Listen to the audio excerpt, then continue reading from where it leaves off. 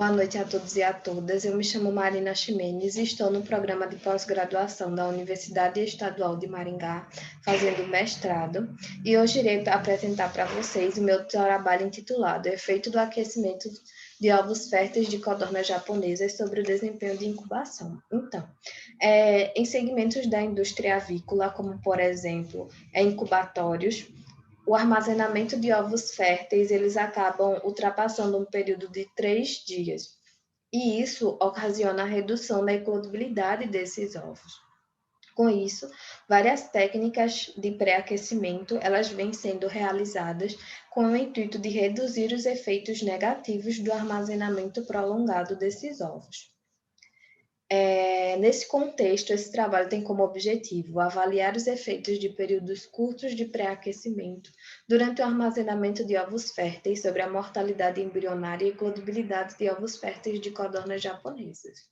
Como materiais e métodos, o trabalho ele foi realizado em delineamento inteiramente casualizado, composto por 7 tratamentos, cada um com 200 ovos cada, sendo um desses tratamentos o tratamento controle, em que consistia os ovos eles foram armazenados por um período de 12 horas e não foram submetidos ao processo de pré-aquecimento.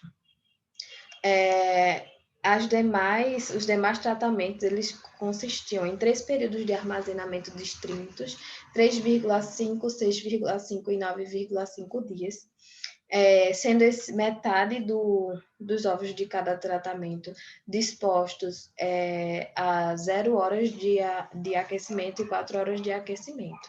Os ovos obtidos na postura, eles foram selecionados de acordo com sua qualidade. Em seguida, eles foram armazenados em sala em uma temperatura de 20 graus Celsius. E o protocolo de pré-aquecimento ele foi realizado dentro de máquinas incubadoras automáticas, no terceiro dia de armazenamento de cada período.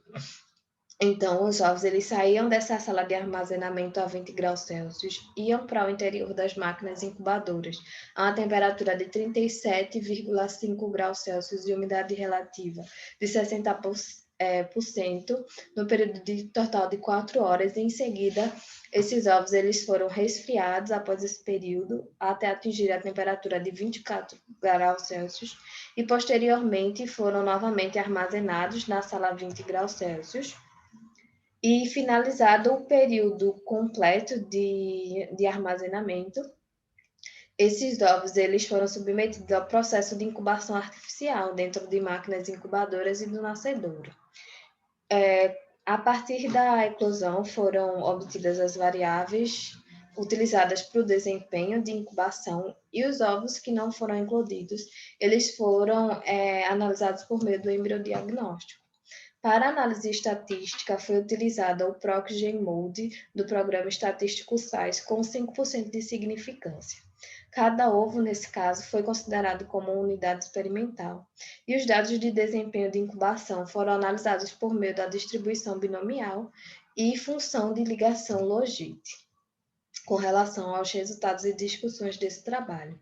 O período de armazenamento teve efeito significativo para a probabilidade de eclosão total e de férteis e mortalidade total.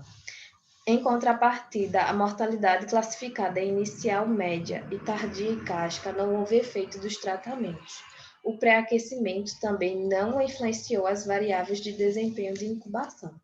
Aqui é a tabela que foi obtida por meio da análise estatística e para a variável de desempenho de incubação, eclodibilidade total. O tratamento que apresentou maior taxa foi o no qual os ovos foram submetidos ao armazenamento de 12 horas apenas.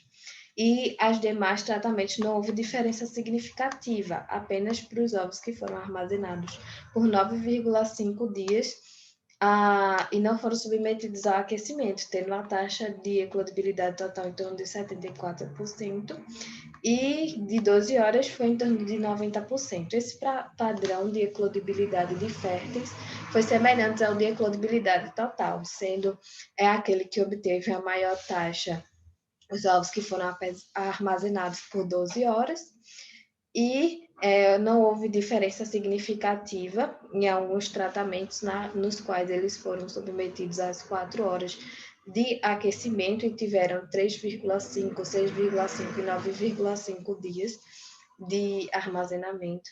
Com relação à variável mortalidade total, não houve diferença significativa entre os tratamentos, apenas para o tratamento controle, e aí foi a menor taxa de mortalidade total obtida, e com relação à mortalidade inicial e final. Como eu falei anteriormente, não houve diferença, né, estatística. E aí, esses resultados, eles são semelhantes aos que foram evidenciados em um estudo desenvolvido por Pitek e Dickman em 2004. Segundo os autores, a maior taxa de eclodibilidade total foi obtida em um lote de ovos férteis de codornas japonesas que não foram armazenados. Com isso, como conclusão desse trabalho, a técnica de pré-aquecimento ela não influencia na taxa de eclosão dos ovos férteis de codornas japonesas submetidos ao pré-aquecimento por 4 horas, durante um armazenamento de até 9,5 dias. Aqui foram algumas referências bibliográficas utilizadas para a realização desse trabalho. Deixo a todos vocês o meu muito obrigado e boa noite.